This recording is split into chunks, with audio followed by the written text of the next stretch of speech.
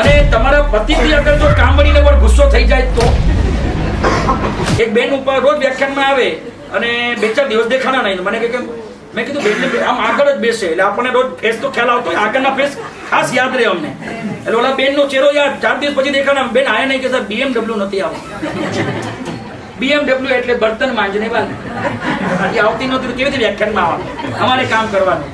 સાચું બોલો, પતિ ઘરમાં 4 દિવસ ગુમ થઈ જાય અને 4 દિવસ ઘરવાળી ન હોય, એમાં સૌથી વધારે દુઃખ તમને ક્યારે થાય? તમારી આટલી વેલ્યુ છે બોલો. કામવાળી ના આવે તો ઘરમાં ઉધામા મચી જાય. અને તમારા પતિથી અગર જો કામવાળીને પર ગુસ્સો થઈ જાય તો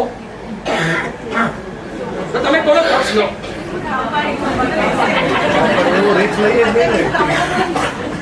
એવું રિક્સ જ ના લઈએ ને. આ લઈ લો.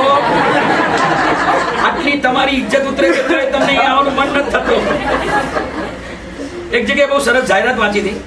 મને ખબર નથી પડતી તમારી કોઈ વેલ્યુ નથી ઘરમાં, તોય તમે આમ ચહેરો આમ હસતો રાખીને તમે જીવો છો. બહુ મોટી વાત છે તમારી. તમારા આત્મવિશ્વાસને 100 સલામ ભાઈ. તમારા આત્મવિશ્વાસને તો સલામ ઠોકવી પડે. રાજવીર ક્યારે વેલ્યુ કરે? ક્યારે વેલ્યુ કરે? પણ અત્યારે હું કરવા તૈયાર છું, આવી જાઓ.